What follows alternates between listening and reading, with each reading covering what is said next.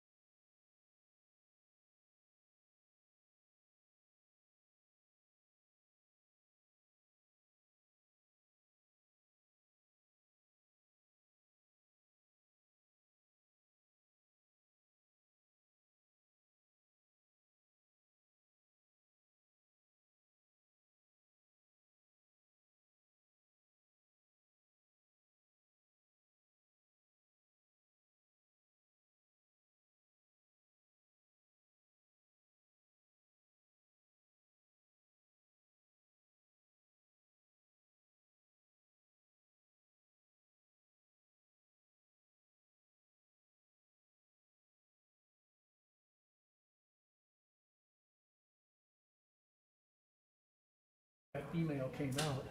Hi, John. Yeah, So they must have and then just- for they a must have minute I just sent it thought, to everybody on the board. Good. yeah, they sent it to everybody, and all of a sudden I said, It's shorter than it has been.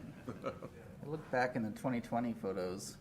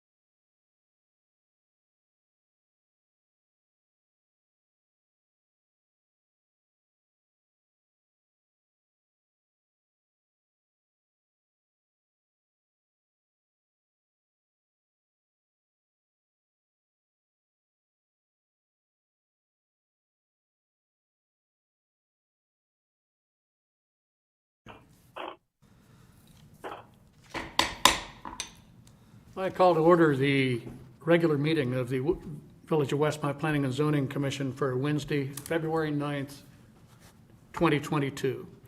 May we have a roll call, please? Commissioner Sharp, Here. Commissioner Thomas, Here. Commissioner Scales, Commissioner Lavoy, Here. Commissioner Clemens, Here. Commissioner Van Buren is here, and Chairman Carmichael. Here. We have a quorum. Okay, we have a quorum. Would everybody please rise and with me, and we'll recite the Pledge of Allegiance. I pledge allegiance to the flag of the United States of America United States of and to the America. republic for which it stands, one nation, under God, indivisible, with liberty and justice for all. And folks, while I have you standing, anyone, including you, anyone who's going to testify tonight, if you intend to testify, everyone has to be sworn in. So if you would stand and raise your hand and say that you promise to tell the truth, the whole truth, nothing but the truth for any testimony you present. I do. Excellent. And as a reminder, anyone who testifies needs to sign in with their name and point of contact. Good. A reminder also for everyone to silence your electronic devices. The next item is approval of the minutes from our January 12th, 2022 regular meeting. Chair would entertain a motion to approve those minutes. Motion to approve Clemens. Second, Thomas. We have a motion and a second. Second. Discussion. Who made the motion? Clemens motion. Okay. Thomas second. Discussion on the motion of the minutes. Seeing none. Roll call, please. Commissioner Thomas? Yes. Commissioner Scales? Commissioner Loy? Yes. Commissioner Clemens? yes, Commissioner Van Buren votes yes. Commissioner Sharp? Yes. And Chairman Carmichael. Yes.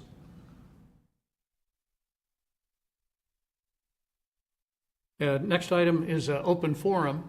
The Planning and Zoning Commission is the public hearing mouthpiece, if you will, for the Village of Westmont Village Board. And so if there's anyone from the public who would like to address any issue that's not on tonight's agenda, now would be your chance. Seeing none, we'll move on. Next is a review of our public hearing procedures. Normally, the applicant and his or her petition will come forward, be introduced, and present first, followed by staff comments, and then followed by public comments, and finally the commissioners' comments, and followed by a vote. We have our village attorney here with us to give us guidance and when we need it.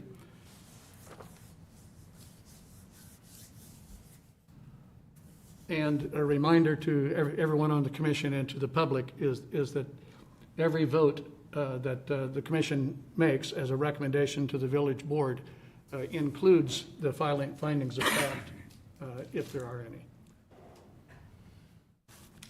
Okay, our first order of business tonight is PZC 03-2022, a request from the Westmont Park District regarding the property located at 125 East Richmond Street in Westmont for the following. First, a special use permit request for an existing park and associated facilities in the R3 single-family detached residential district. And second, a zoning code variance request to allow a new multi-purpose building to encroach into the side yard adjoining Linden Avenue in the R3 single-family detached residential district. The Park District representative is not here yet. We expect them any minute. And, Oh, there he is. well, right on time.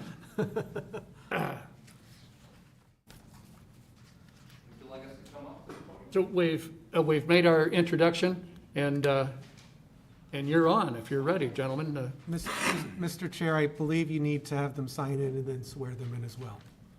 I believe you need to have them sign in and swear them in as well, correct? Good point. So please sign in, and then before any testimony, I need to swear you in. Thank you, Joe.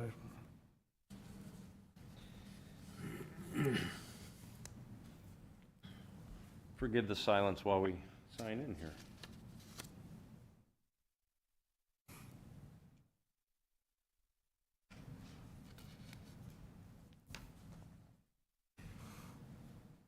I've got your picture up, and when you're ready for your PDFs, just let me know. I'll come over and cue them up. Perfect, thank you.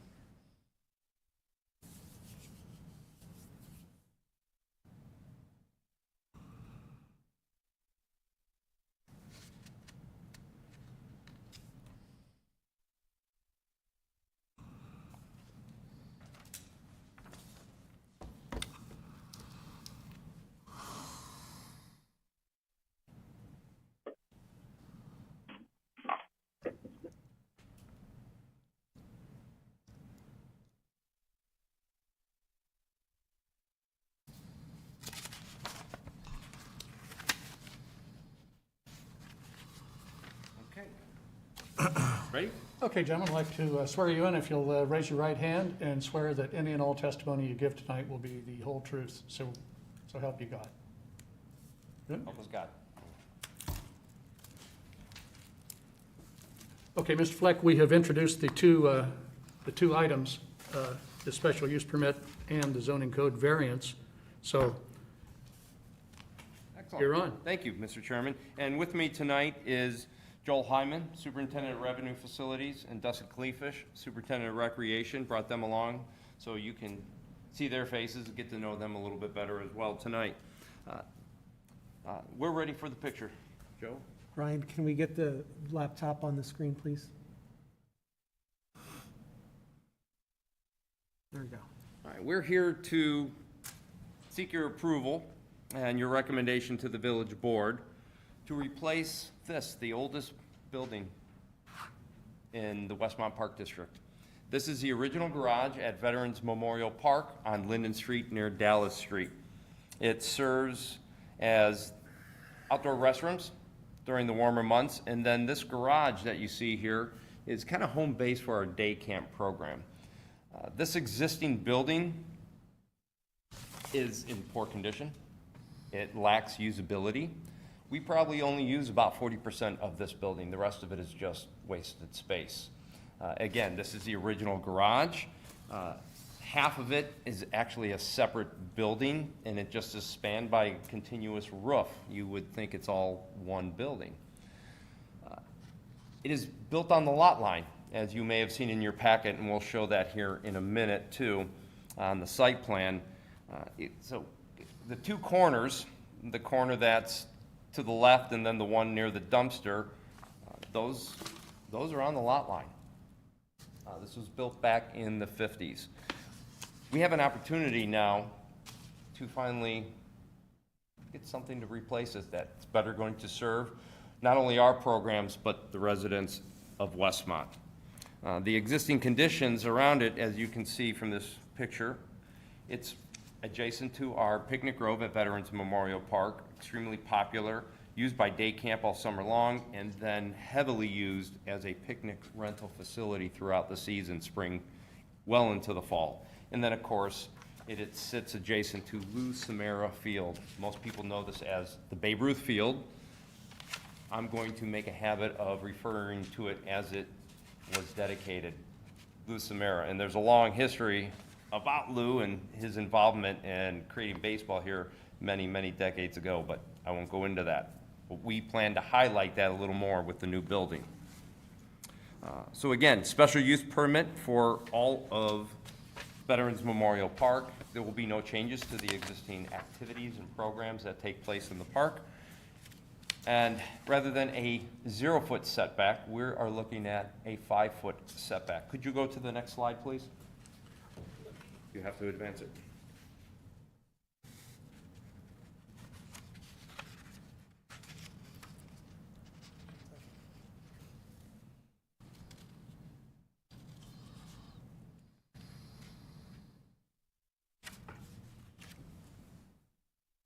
That's what you get with free IT. Ah, you're right.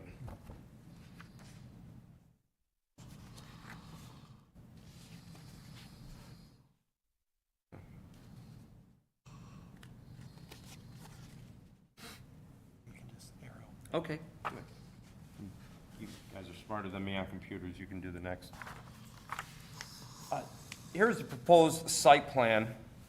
As you can see, the ball field there, the picnic shelter, and the light green line is the existing footprint of the existing building. This is going to be very similar in size, almost in the exact same location. By having a 5-foot setback, it's going to do something for us. We'll be able to extend the parallel parking off-street in front of the building. That is going to give us a proper entrance to the building. It's going to make it safer for drop-offs for our day camp and other early childhood programs that would take place here. And we can control that access. Right now, day camp, they pull up on the street at the curb line and hop out. This will be a much better scenario. And then again, provide 3 additional parking spaces, which would be greatly needed for this as well. We're preserving the existing trees, all drainage patterns, stormwater's not an issue here at all. Pretty much the entire outfield of Lou Samara Field is the detention area for Veterans Memorial Park. And we want to take advantage of this picnic grove. So one of the things we told the architect in creating the concept plans for this, we want to bring the outside in and bring the inside out. And you will see that in the renderings here. They've done a tremendous job. And right now, we are simply through concept plans and did a cost study for this. And no actual construction documents will begin until, one, we have approval from the village board, and that we've been able to close on our bonds for some new bond issuance to complete projects and other capital improvements for the Westmont Park District. With that, I'm going to pass it along to Dustin. He's going to tell you a little bit more about the building. So the building is going to be a tremendous opportunity for the Park District and the residents of Westmont from a programming standpoint and from a recreational and leisure standpoint. Currently, it will add to our portfolio of facilities that we'll have. So we're planning on using this as a potential wedding rental venue, birthday rental venue, and also to run camp out of. Camp is our largest recreational program, so it is important that we provide the proper facility for it as well. You know, currently, we do run and operate out of the garage, and as we all know, during the summertime, it does rain, we do get thunderstorms, we do get excessive heat. At that point in time, the kids do have to come inside, and we do have to alter some of our scheduling within our other facilities to accommodate those things. So this will be a nice standalone building so that we can really increase our programming opportunities, increase our rental opportunities, and really add to Veterans Memorial Park. So we are very, very excited about it. You want to walk through the floor plan on this? So here's a diagram of the floor plan here. The nice thing about this is that it will be able to be divided into two separate rooms. So if we have smaller rentals, we'll be able to accommodate that. There will be a divider curtain in the middle, and we will have two small kitchenettes on each side of the building. There is also indoor restrooms, family-style restrooms, if you will, for the children during day camp and also for potential renters during private parties. As you can see, we also have storage for tables, chairs, necessary equipment for those types of activities, and mechanical use, and you can also see the outdoor bathrooms that will be attached to the building. This small little closet area towards the northeast corner technically is going to be for Westmont Youth Baseball Association so that they can house their baseball equipment there. We also will keep chalk, dirt, clay, things of that nature to maintain the ball field in there as well. So there'll be a nice little entry area, which, as Bob mentioned, we do not have right now. All of our parents drop their children from their vehicles off of Dallas and Linden, and we check them in basically visually to make sure that they are at camp. So we'll have a nice little drop point where we can control access for children, which is going to help lead to the safety of the program and the children. So the nice thing about this as well is one of the features that we've started to really look at enhancing and trying to do some more programming is this terrace that's also going to be just outside. As Bob mentioned, we want to bring the outside in and the indoors out. So this will be a nice venue for our outdoor park concerts as well. So we're very excited about the potential that that's going to bring to us. Anything else? Joel? Thank you. Thank you, Dustin.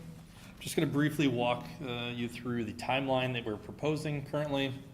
So after we would like to seek village approval, our next step is to work with our architect, which is pending a village approval as well the funding of a bond. And after that, we would look to hire a contractor as well as all the different subs. Moving on, we would solicit bids and a public bid opening. The demo of the building would be slated for August, which is after our camp. So we're not looking to displace the campers. The campers would still be in that building this summer. So you wouldn't see any activity there until August, slightly after, to start construction with a target date of occupancy of May of 23. That is our proposed schedule, and we welcome any questions.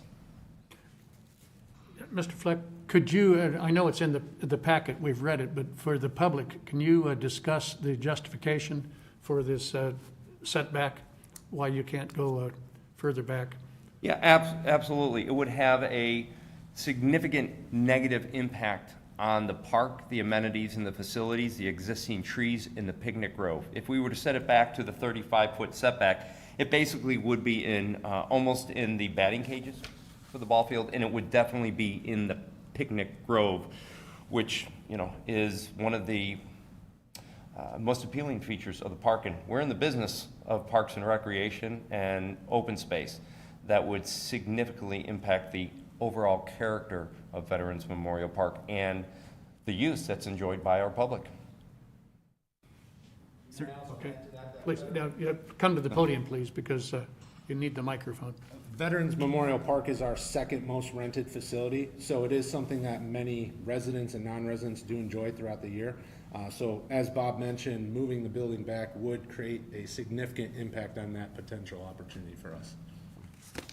Is there also an issue with trees and depressional areas if you were to move the building back? Yeah, can't show it on the overhead this way, this is on the computer. The large green circle in this site plan, that is a very large, very mature sycamore tree and another maple tree right next to it. That tree would be eliminated. It is a staple of the picnic grove. And as you move to the east, you start getting into lower elevations, drainage patterns, and it becomes wet over there. Pretty close to where I saw Chairman Carmichael at the concert in the park this summer while we were listening to the music. We would be encroaching upon all those areas and the drainage patterns, which, you know, are critical to the park. Thank you. Okay. Appreciate that. Can I make a request? Can you go through your? Yes, I'm going to show some of the elevations now to give an idea of what this 2,500 square foot single-story building could potentially look like, and it would blend in very well to the neighborhood and the park. We wanted to give it a modern but somewhat of a residential open feel to it. All right, so this would be the front entrance facing Linden Street. You can see a canopy there with the front door vestibule. Clearly identified, our logo would be on it, marking it as a facility of the Westmont Park District. Scale-wise, again, fits in very well with the neighborhood and the picnic grove at the park. What these materials are to be, we do not know that yet because we haven't gotten into final design for the building. This is looking from the picnic grove back at the building. As you can see, higher ceilings, all glass facing to the east into the picnic grove. And with the terrace there, that's on the left-hand side facing south, that would be an overhead glass garage door for day camp and for weddings and rentals onto that terrace. Bring the inside out and the outside in. Very welcoming and blend in very well with the setting of the park. And then this is from the ball field size where the concrete bleachers are located, looking back at the building, and that's where the outdoor restrooms would be located. These would be seasonal, typically April through the end of October. Halloween is kind of our last day for outdoor restrooms, and then of course everything gets winterized and shut down and totally disconnected. So that is our project and our plan. All right. Let's Any go other to- questions? Let's go to staff and village input. Okay, thank you, Mr. Chair. So we're doing something very similar with this project that we've done with some other projects recently, which seems a little bit odd. Parks in a residential district require a special use approval. This park is, I want to say the oldest park in Westmont. I might be wrong. It is the oldest. So basically it predates our special use approval process. So because they're coming in for this request, just like I did with the bowling alley a few months ago, to square everything away and make it a legal conforming use, we asked for the entire park, which encompasses the administrative offices, it encompasses the community center, the Gregg House, basically to secure a special use for everything that's there. Now, we didn't ask Bob to go through all the details of the other activities because those aren't changing. And for the most part, this building is being used in a very similar fashion. It's just a little bit bigger, a little bit fancier, but they do currently use it for day camp facilities. I think the only difference is that they're talking about that they can be rented out for other uses, very similar to their other structures in their other in the other parks for a rental opportunity. So that is why there's a special use request before you tonight. There is a zoning code variance request, and that is because this is in a residential district, and the setbacks for a residential district are designed for houses. This is not, obviously, this entire complex here, or campus, is not atypical for the area. However, it has existed here for a very long time. I think that none of the structures on this property actually meet the 35-foot setback. So the community center and those structures that are up on Richmond really don't meet the setbacks. They are improving the condition because right now that building that is there is on the 0 lot line. It is right on the lot line. And they are moving it back 5 feet. They do have constraints. This is what we consider a low depressional area, which is not a floodplain. Basically means it's the area in the neighborhood that collects a lot of water. And pushing it further back into the lot pushes it back into the wetter areas. So having it closer to the street, there is an advantage to that. And so the precedent that the building is there, that the other buildings are at a similar setback, the constraints that it not only will modify the park programming as Bob's indicated, but also the desire to conserve trees and conserve the overall look at the park were what they had provided to us as their reasoning for the findings of fact for the variance. A couple things I just want to touch on real briefly. You will notice that Bob mentioned that these are conceptual plans, that the materials aren't picked out, and a lot of times when things come before us, we are doing what's called a site and landscape approval. And in those approvals, we are very critical on site plans, materials, and some other requirements that we want to see and we want to lock in with that site plan approval. Because this is a residential district, there is no site plan approval that is required. So that is why Bob can bring this before us as more of a concept. So really what you're considering is number one, the use that's there, and then number two, where the structure will be located. So it can change based on his designs in terms of the look, the materials, and even the location to some degree, as long as he doesn't come any closer than 5 feet. So that is why you don't see the detailed plans, because what we're not discussing tonight is the site and landscape plan approval. He did note that it is about 2,500 square feet. That keeps him under thresholds for requiring stormwater detention. So that is also why we don't need to require preliminary engineering. Would you repeat that? Stormwater detention would not be required because it's under the threshold for requiring it, which is why we don't require preliminary engineering as part of this project. So if Bob gets approval and moves forward, really it just means that he needs permits on top of the special use approval and variance approval.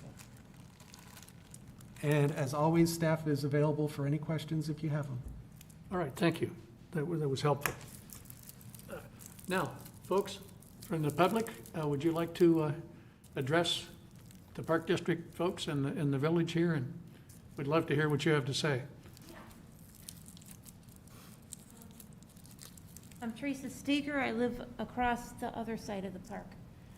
But I also happen to work over at Holy Trinity, and I was wondering, how is this going to affect the the kids come and get let off in front of the school beginning in September, beginning at the end of August. How is your plans to take this building down and work in that area going to affect drop-off and pickup of the kids? That's an excellent question. Obviously, we work on Linden Street too. Our offices are right across from Holy Trinity, so we're very cognizant of the morning challenges and the afternoon pickups. We will work very closely with the village and with Dr. Simon at Holy Trinity in coordinating this and making sure that one lane of traffic is always open for that pickup and drop-off time, beginning and end of day. And of course, day camps in the summer when school is not in session. But yes, our construction is expected to be September through early May. So we will have to obviously work around that and protect that need to be able to get in that drop-off lane, but as well, all the homeowners that live there as well. So we will not be blocking the street. That's going to be a code requirement. And the only time that may happen is I fully anticipate we're going to have to upgrade the water service for fire suppression, and the water main is on the west side of the street. So there will be one day where they will have to trench, install, and then restore and then open it back up, probably in a matter of a half a day to make that happen. That may be the most significant impact and conflict with traffic up and down. Otherwise, we're going to have to do what we can to maintain as much of it on our site as possible. But those are the things that we'll be working through in the next phase when we get into the construction documents.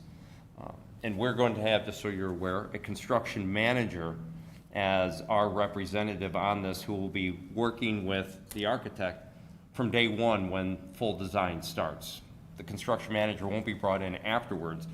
So these will be considerations along with the costs and construction methods we'll be talking about right from the beginning. So that concern will definitely be shared. Thank you. You're welcome. And thank you, folks. And that's all you'd like to, At this point, yeah, when we heard the building, we had seen that it was supposed to be 125 East Richmond, and we weren't sure what was going. okay, Bob, would you repeat that for the microphone? Okay, so one of the concerns was when this came out on social media, and it was the address in the, I believe, the public hearing of 125 East Richmond. That is, I don't want to use generic, but that is an address assigned to Veterans Memorial Park for police services and for utility services with the village. The community center is 75 East Richmond Street. The admin office, which is the old library, is 55 East Richmond Street. And then the entire park was assigned 125 East Richmond. That is why it's on there. And I'll just add, because it's always been a minor structure, the village has never assigned an address to it, just like we don't have one for the picnic shelter that's there. Now, once this is constructed, I don't doubt, because it probably will have some sort of fire alarm on it as well, that it will have to have an Yeah. address. Right now, there's nothing on it other than, well, it has water service going to it. That's about it. As long as you're up there, is the history of this 10 acres, was it originally a property of the American Legion, and the American Legion turned the property over to Westmont Village or the Park District? You seem to know something about that. No, I'm asking. Oh, okay. I think, Thought you were but wearing your I'm not sure. Legion hat there as a veteran, which we're Is very that proud of. correct, Bob? That is absolutely correct. So there's a reason most communities have a American Legion Park or a Veterans Memorial Park. And that is because after World War II, when the greatest generation returned home and suburbs began to expand and grow, they were community-minded. They worked very hard to serve their community and create a better quality of life as these suburbs grew. And that's exactly what happened here in Westmont. So our American Legion, which was very strong, it's post 338, they're the ones that said, we need to acquire open space for this growing community and provide a park. And the original deed to Veterans Memorial Park was in the name of the American Legion. As the Park District then was created in 1959, the American Legion deeded the property to the Park District to be the caretakers of open space and the stewards of open space. And there is, you may know this or may not know this, there is a rider on that deed that says, for whatever reason, if the Park District disappears and fails to operate as open space, it reverts back to the American Legion. Okay, well, thank you for right. clarifying that. Thank you.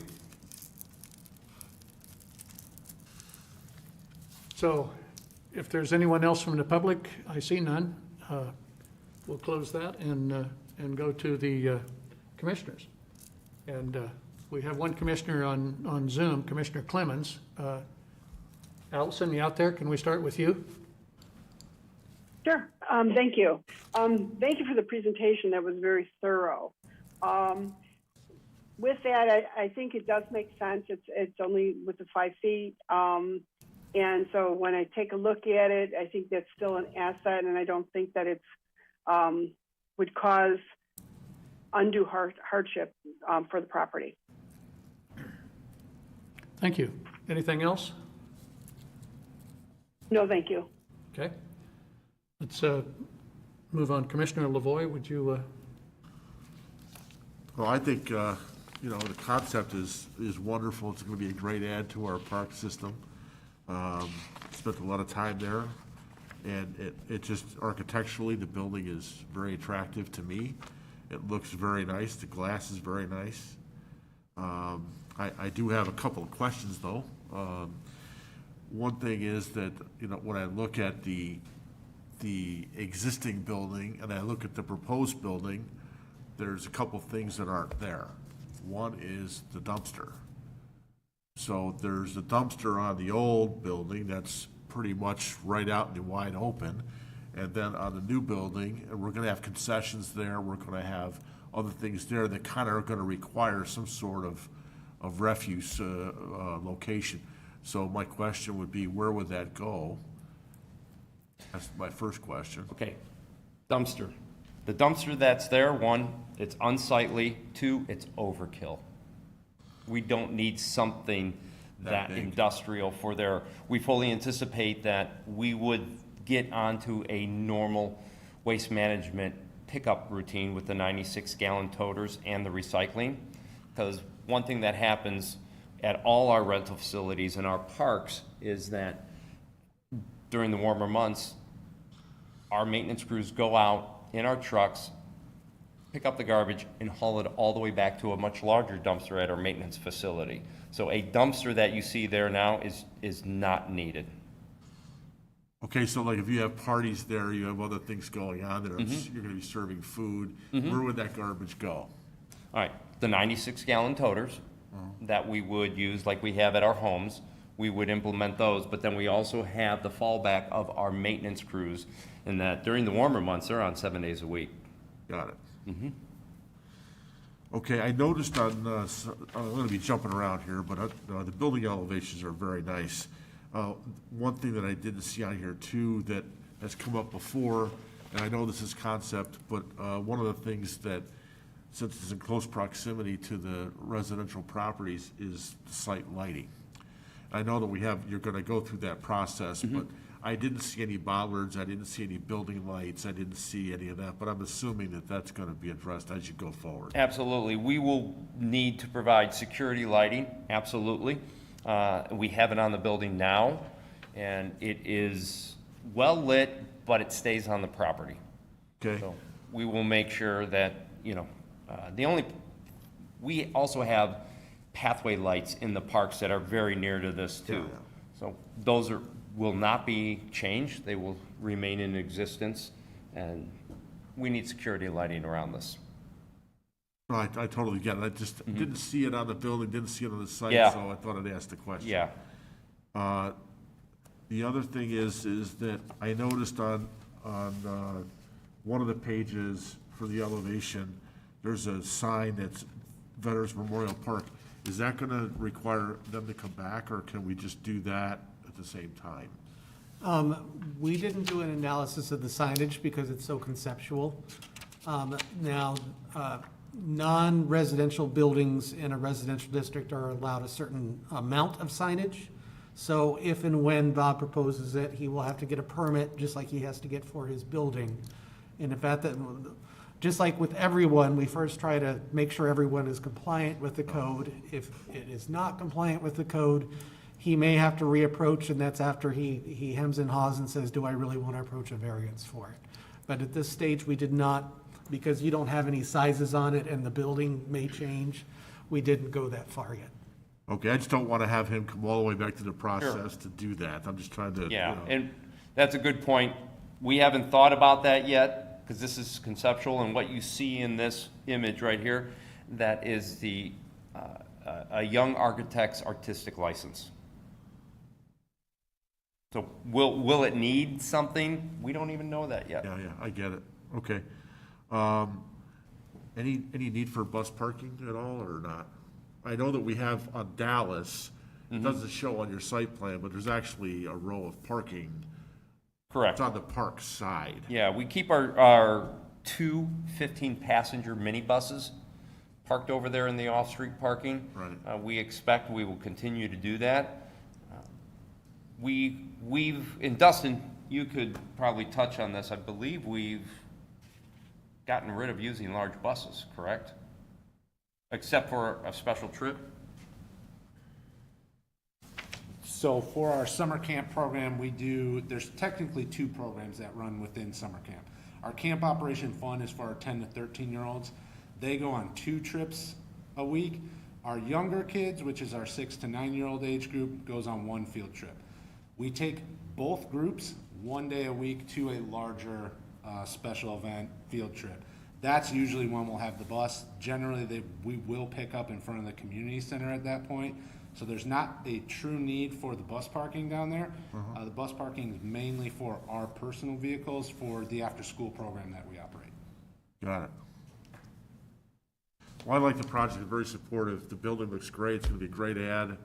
I know that Mr. Fleck is going to be sensitive to the side that's on the residential side, and it's just an attractive building, and I think it's an awesome ad. I'm all in favor.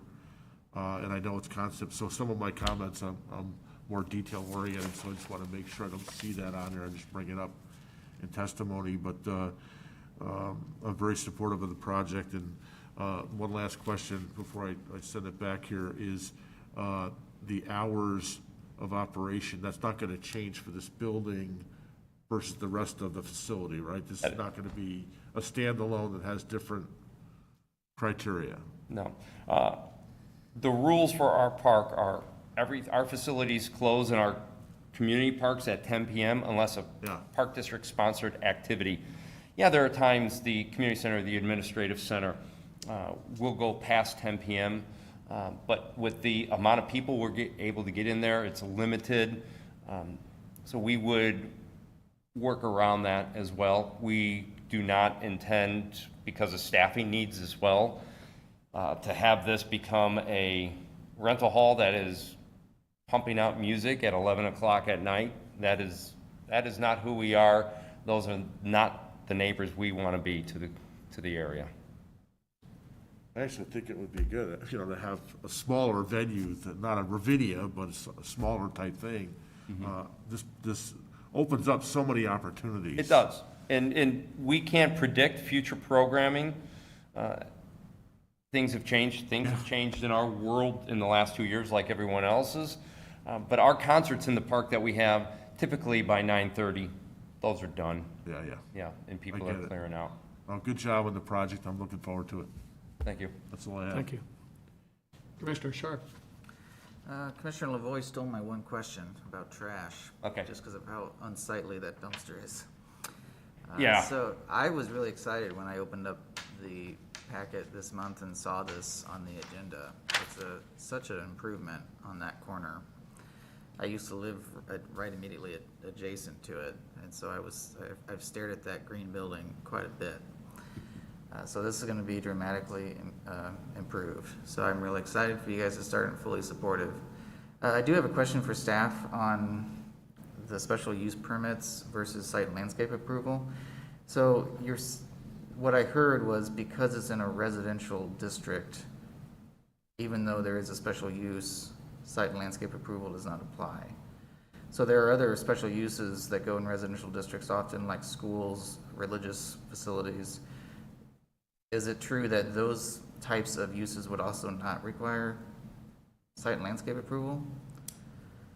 You're catching me off guard, so I'm going to do my best to answer without the code in front of me. So every zoning district has its own subsection that typically states the site and landscape approval requirements.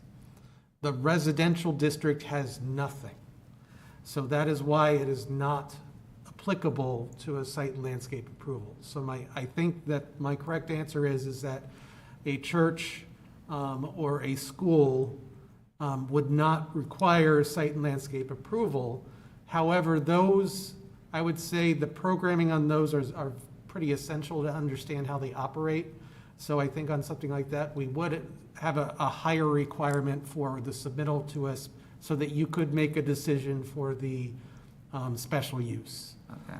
Yeah, that was really all where I was going, was that it concerned me a little bit that a new building is going up without site and landscape approval like this. So I just wanted to track that down, but. And it's probably something in our code that we should address at some future point, that for those institutional type uses, non-residential uses that come in seeking special use approval when required, they have to provide site and landscaping plan. You can certainly, since they have to get special use approval, and you have the right to impose special conditions on the approval, you can say, we're not going to grant special use approval until we see a site and landscaping plan and know what you're proposing. That's the only way to really evaluate a project like that. Okay. All right, well, I don't have concerns for that, for this project, because you guys are the park, you have a vested interest in making this Absolutely. look great. Yes. And it looks great so far. And the landscape plan will be part of the overall plans for this. Yeah. That's all I have. Thank you very much, guys. Okay, thank you. Commissioner Thomas.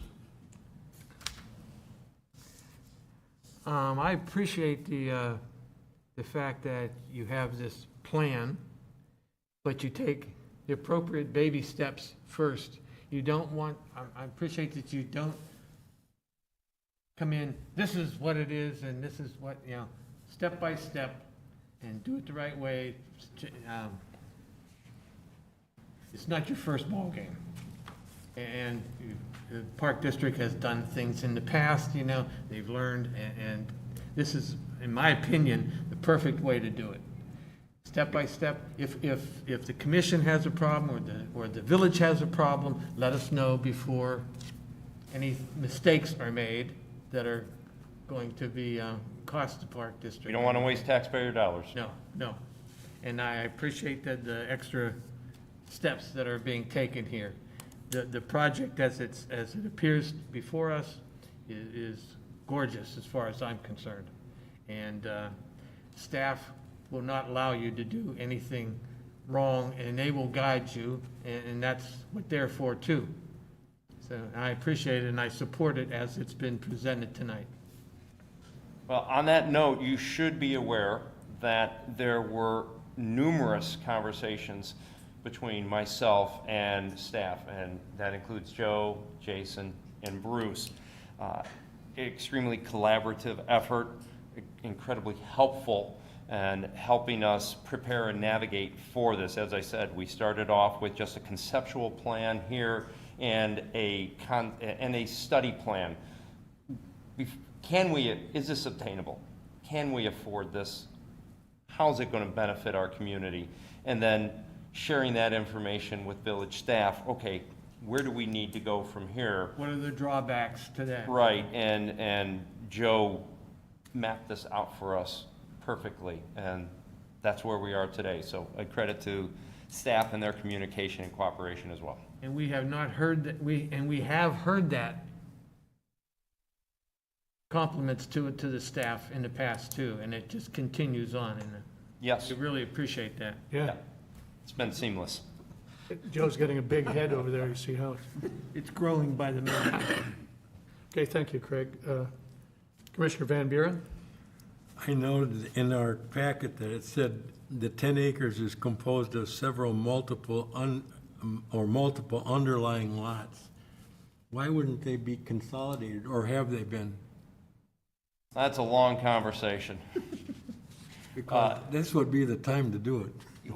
Yeah, and in fact, we have some other properties that we've cleaned up over the years. We have some that still need to be worked on. Fritz Worley Park in the future is going to have a lot consolidation with a lot we just acquired.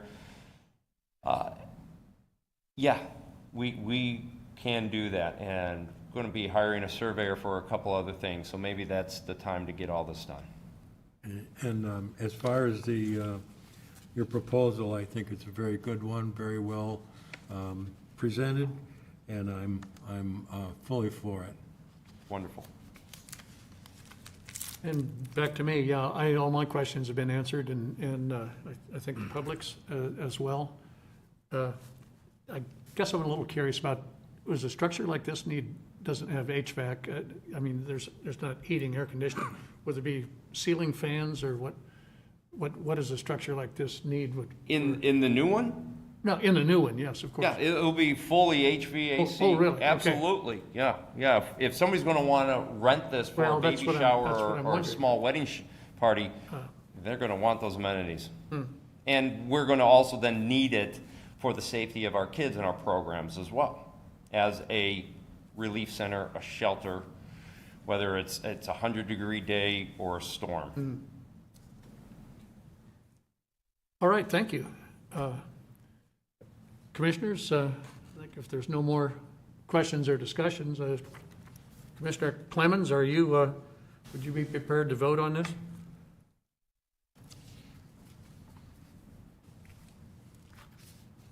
Yes, I would.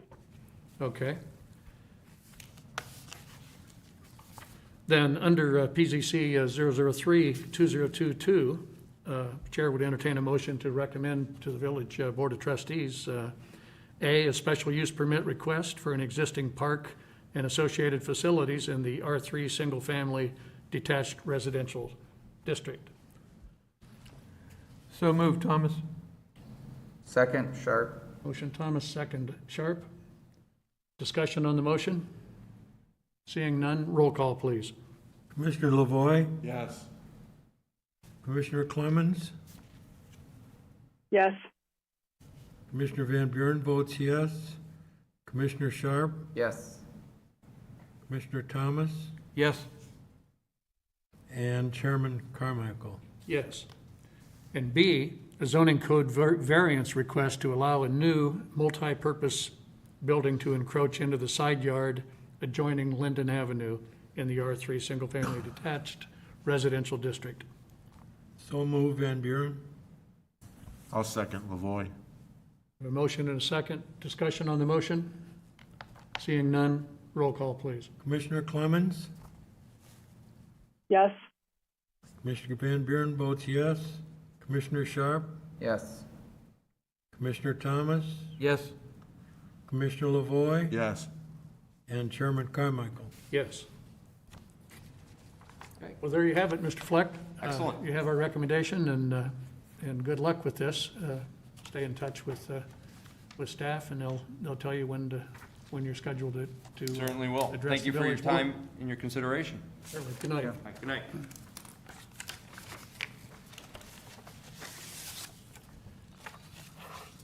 And moving on to our agenda, under miscellaneous, I think we can go straight into our proposed commissioner training as we've planned. And it looks like you're pretty well organized on this, Joe. Would you like to go ahead with it? Okay, thank you, Mr. Chair. So as we had mentioned at our last meeting, one of our goals is to try to inject a little training for the commissioners here and there because staff has been a little lax in making sure that we keep you folks educated. And we've got a lot of big projects going to come before us this summer. So we thought we'd start with basics. So the first thing I want to quickly cover is you'll notice we did have another agenda item tonight that was withdrawn for 212 and 212 A East Chicago. That did withdraw so that we're going to take advantage of the fact that we have you all here tonight and have a quick discussion. Now, we're not going to cover everything tonight. We're going to start with some of the basics, and we thought that going through the powers and duties of the Plan Commission was a good place to start. Now, I will tell you that some of these powers and duties, such as site plan approval or variances, I will cover each of those specifically in subsequent trainings. So we can dive as deep as you want to, but really, I'll get into the nitty-gritty on a lot of this stuff when we go over these individually.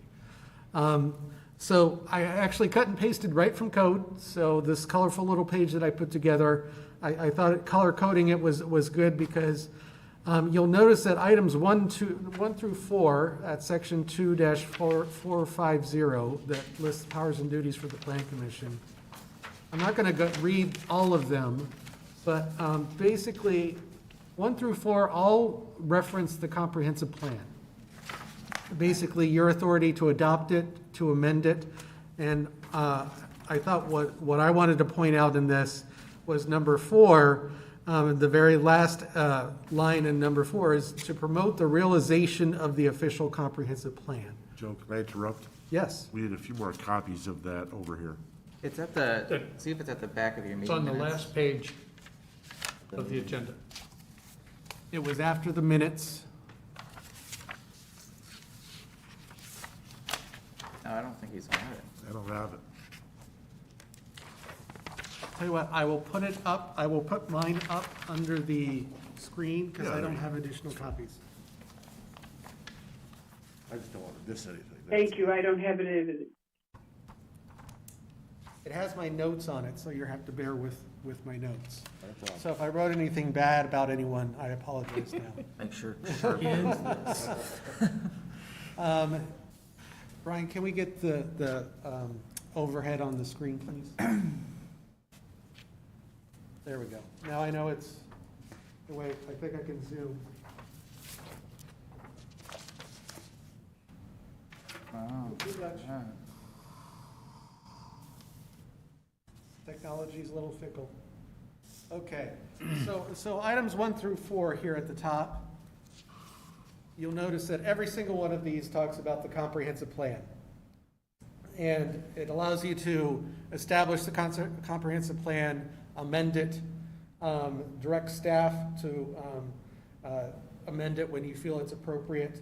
And the last one, number 4, it says to promote the realization of the official comprehensive plan.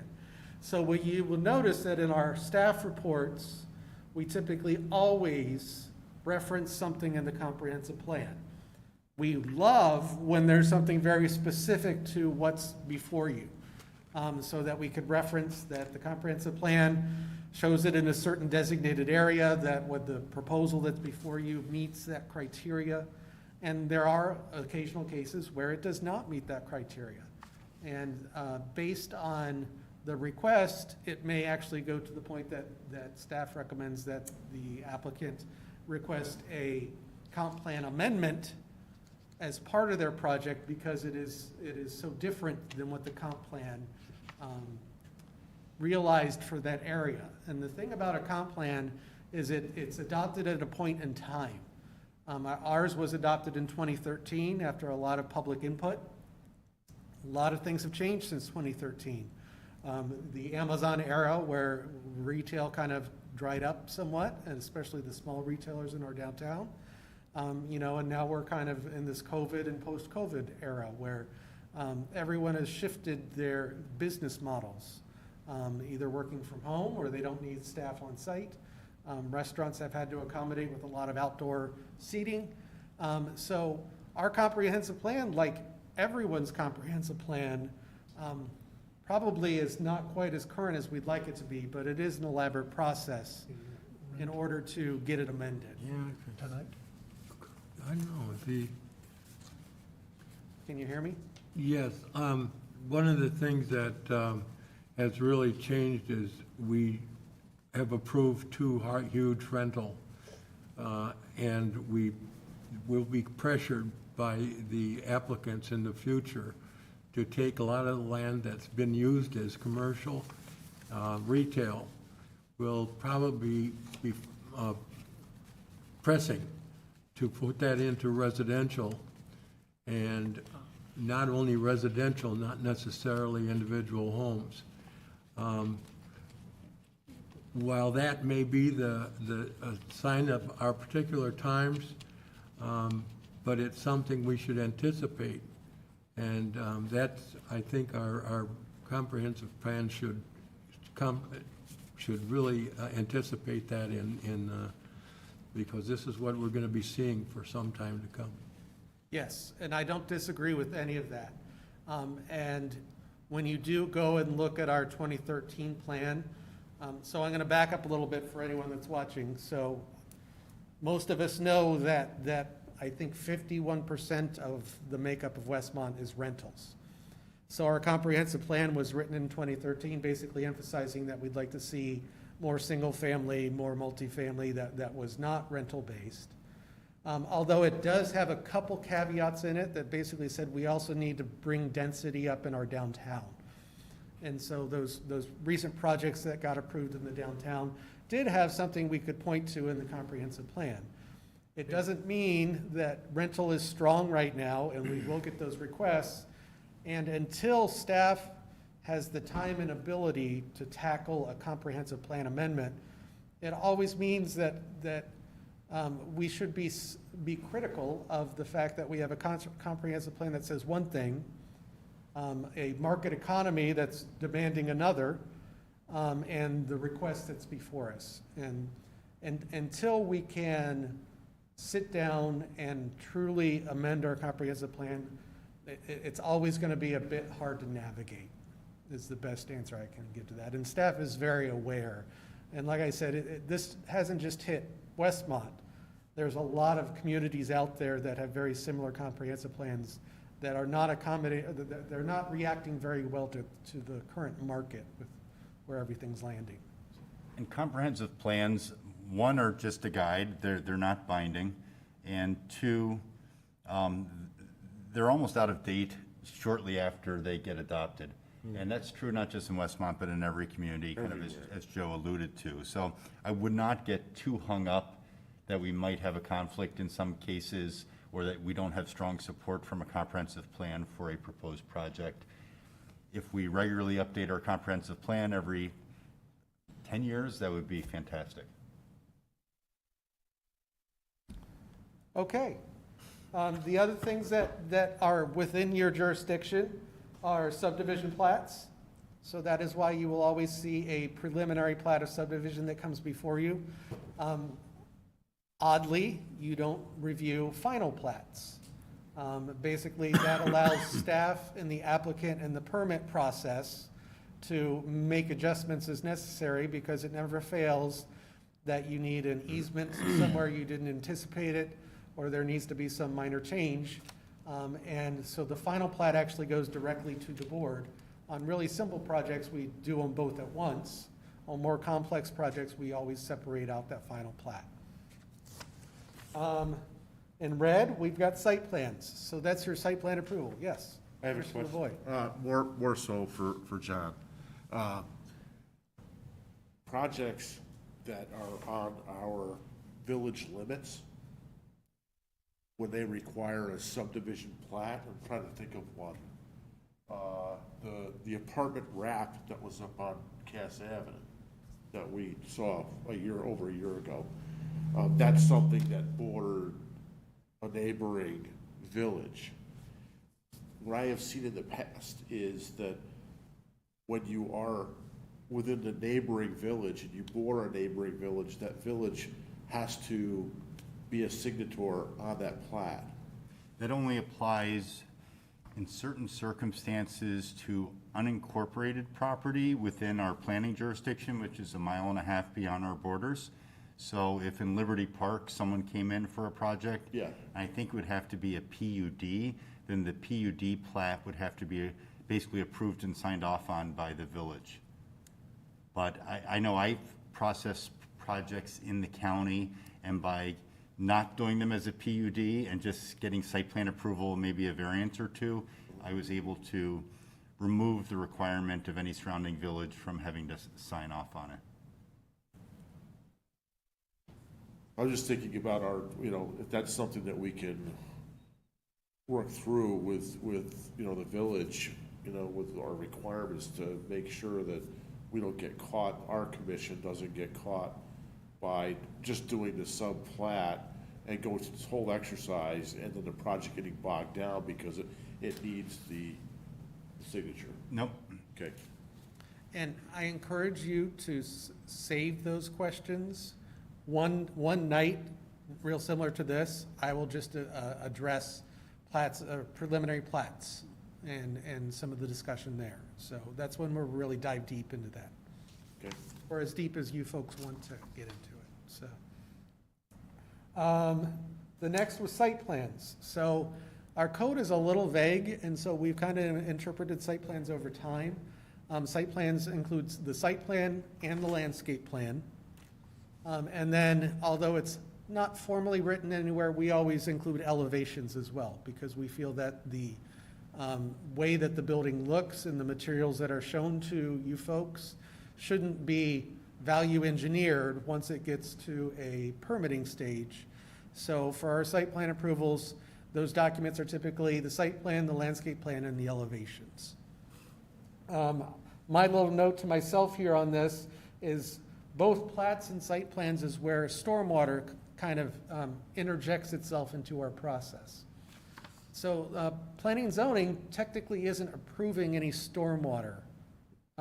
So when we ask for preliminary engineering on a project, it's really because we want to lock in the site plan. And because we're in DuPage County and have high requirements for stormwater, and because Westmont has its own subset of requirements for stormwater, those stormwater requirements can often affect the site plan. It can often affect the plat of subdivision. Plat of subdivisions interjects a host of requirements that we use as the tool to put stormwater on something like a two-lot split. So it's these two pieces that need support for you to make your decision. So in those cases, the preliminary engineering gives support to staff, number one, and that's why we have consultants review it. That's why my landscape plans are reviewed.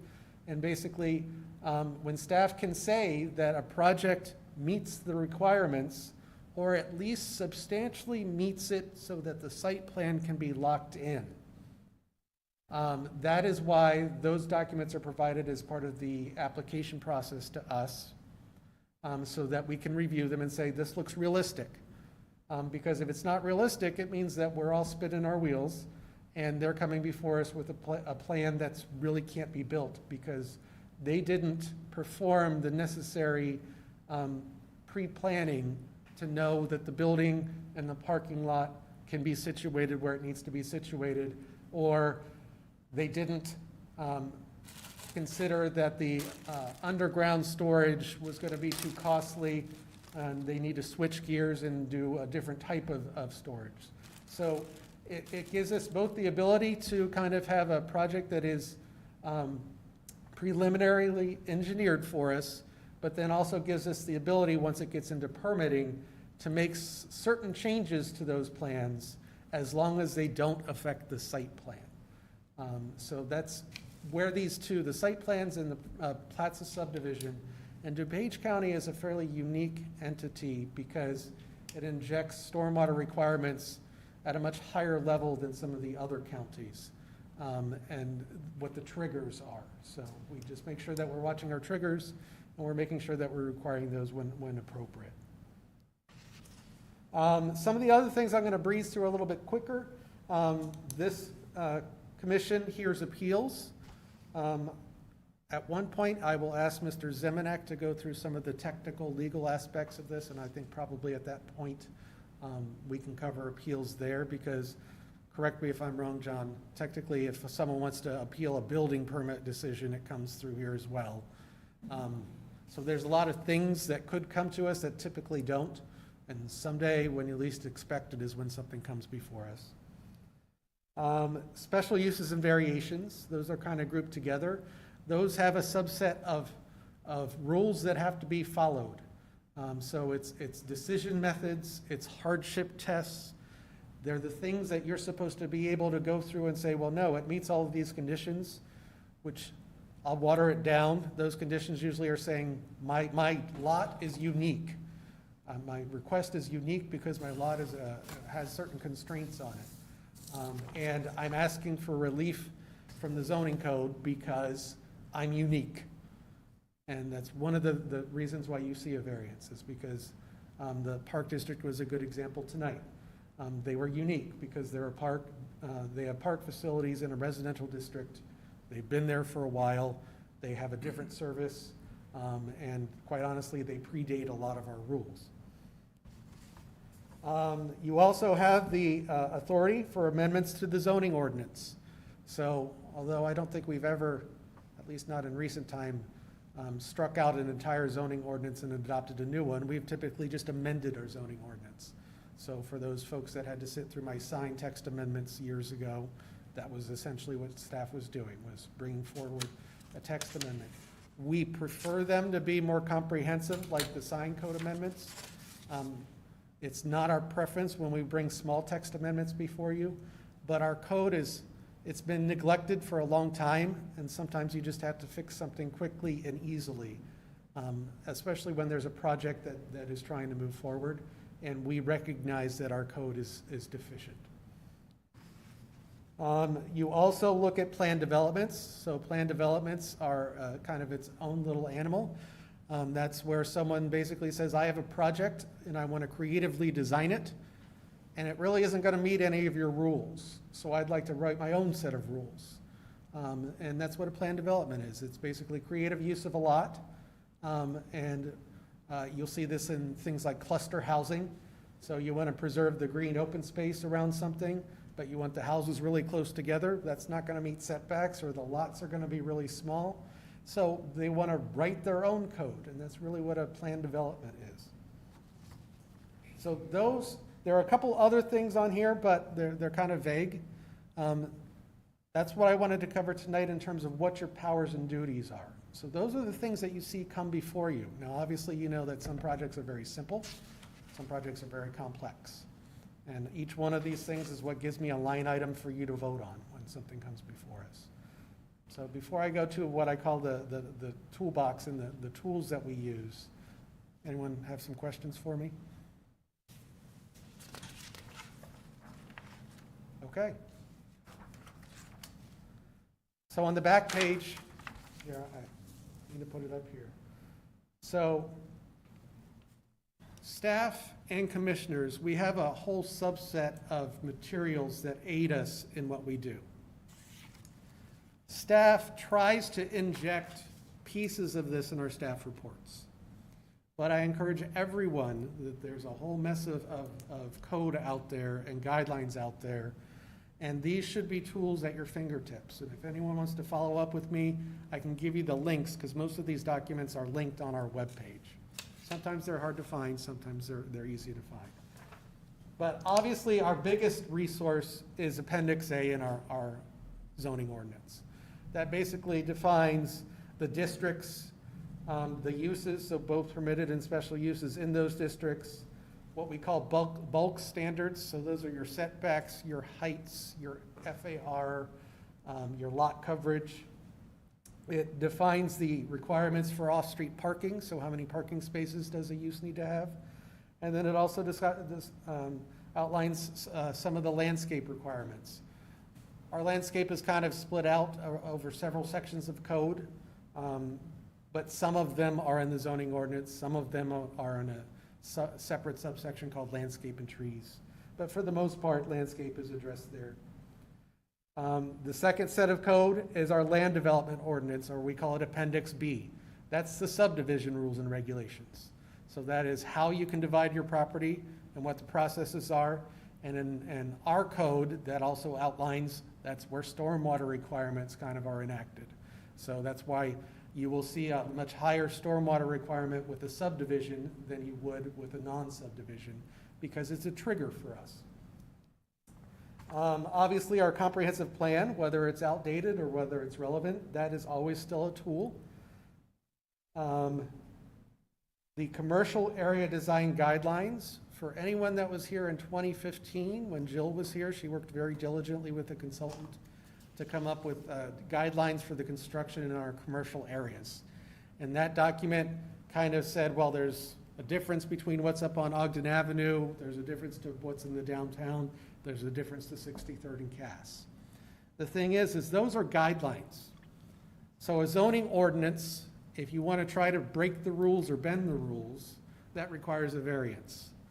Guidelines are basically what I consider they are should do something versus shall do something. So, for example, we say you should build with brick and stone and make it pretty. We don't say you shall do it, because then that becomes a requirement. So a lot of the guidelines become negotiating tools for both staff and for you. So when someone shows you an elevation and they put a lot of stucco on it, staff's already informed the applicant that, well, we'd like a lot of brick and stone and something substantial. And sometimes an applicant will say, well, this is what I want to put forth. We have the ability to scrutinize that based off of our guidelines. And it goes beyond just materials. It has requirements for if you have a drive-through and screening parking and the overall effect that we want to see in our downtown versus down at 63rd and Cass. That's where when someone contacts me and says, I want to build a building, Joe, I say, well, where are you? And here's our commercial design guidelines. Joe, are those part of where are those located? They are on our website under documents and forms under community development. They're a little bit hard to kind of hunt and peck through our website. I think our website has a lot of room for improvement. So usually what ends up happening is when someone contacts me about a building, I just send them a link through an email and say, here's our design guidelines. And actually, I've got the same kind of outline where I've added all the links, and I can follow up with this meeting, and we can send an email to all of you, and then they can link to those. And then finally, there's the things that are a little bit harder to grasp, but they're resources to you. So number one, staff.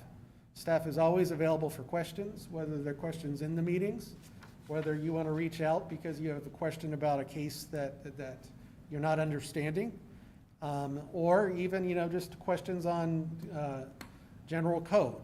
Staff is always a resource. Part of your meeting preparation, we are always available if you want to reach out to us.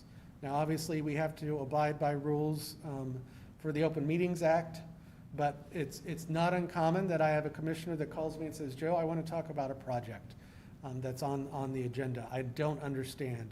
And where this is really beneficial is obviously I am one staff member and my areas of expertise are limited. We use consultants and other staff for things like engineering, and I will try to do my best answer, but sometimes I don't have a good answer.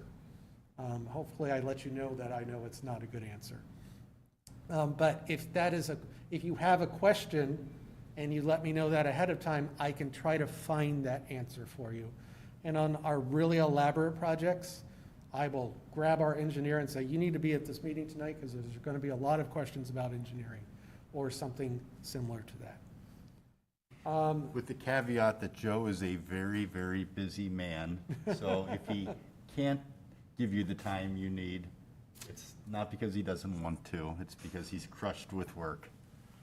I don't even have time for this meeting tonight, no. Finally, site visits. We encourage that for any of these cases that you go out and actually take the site in.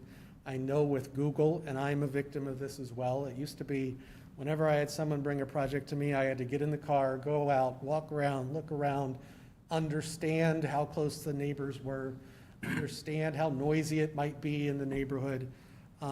We always encourage you to go out to the sites and look at them because sometimes it's a bit different than what you can see on a computer or in a picture we provide to you or in an aerial photo.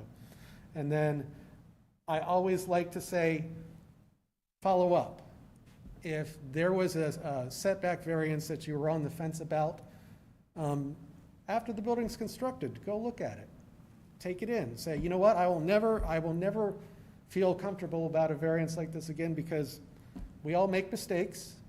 I will tell you that I was the planner that was involved on Quincy Station that's going up, and I will go out and I will walk it when it's built, and I will judge my comments that I made or didn't make, because every project can be improved, and you want to learn from your mistakes. So if I go out there and there's virtually no benches or site furniture, or there's no shade, or it's too close or too tall, I make that mental note, and everyone here can make those mental notes as well. And that can also go to things outside of the village. If you see a development that's awful or great, make a mental note and say, what made that project awful or great? Because I'm going to pay attention to that when it comes before us. And that was my last one there, the outside examples. There are good and there are bad. And, you know, I have some folks that say, you know what, I was in Arizona, Joe, and I saw this project that was stellar. And I'll say, what's the name of that project? And then I put it into my archive of good or bad. So I always encourage everyone when you're out and about to pay attention to those things, because you could find something really great that our guidelines don't address, and then you can say, Joe, I'd really like to see us address something like this. And then when staff can make those changes, we will take that to heart. So that is the end of your first training. I hope it wasn't too painful, but anyone have questions for me? No, I think it's great to do that, to do this in this format so that the public can hear and learn with us. I think that's much better than like a separate meeting. I agree. I hadn't thought of that before, but the fact that the public is observing this, I think, is helpful to everyone. Good point. And thank you I for would putting agree. this together, Joe. We appreciate it.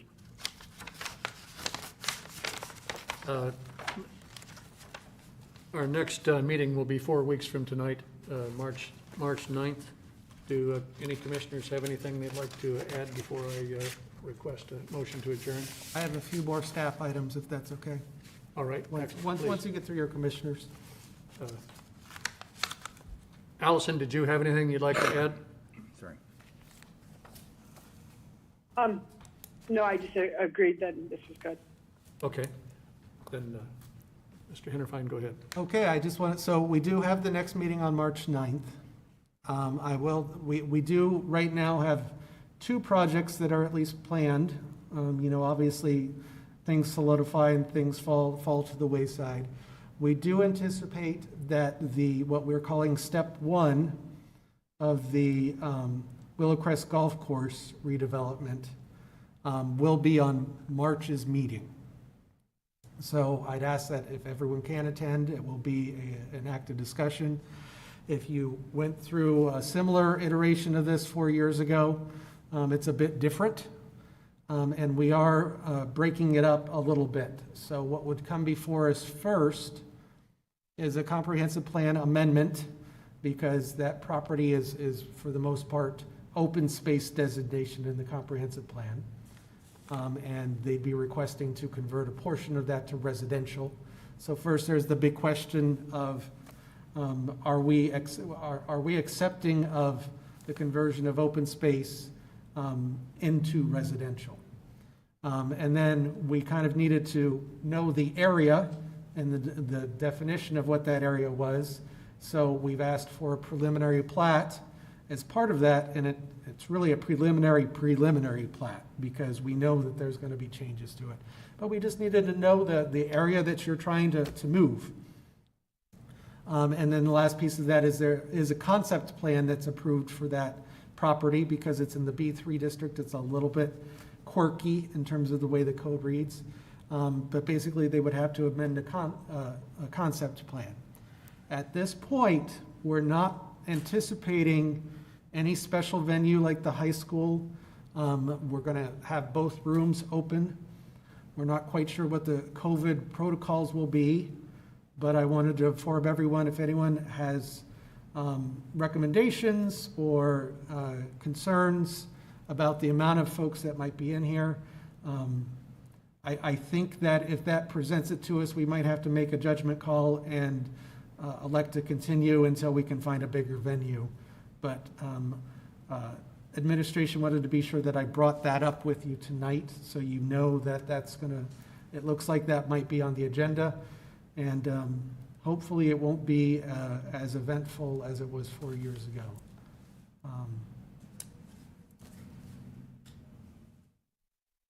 Okay. Yeah. Thank you, Joe. If no commissioners have further discussion, I would entertain a motion to adjourn. So moved. Motion to adjourn, Clemens. Motion and a second. Discussion. Seeing none. All in favor, say aye. Aye. Aye. Aye. This meeting is adjourned.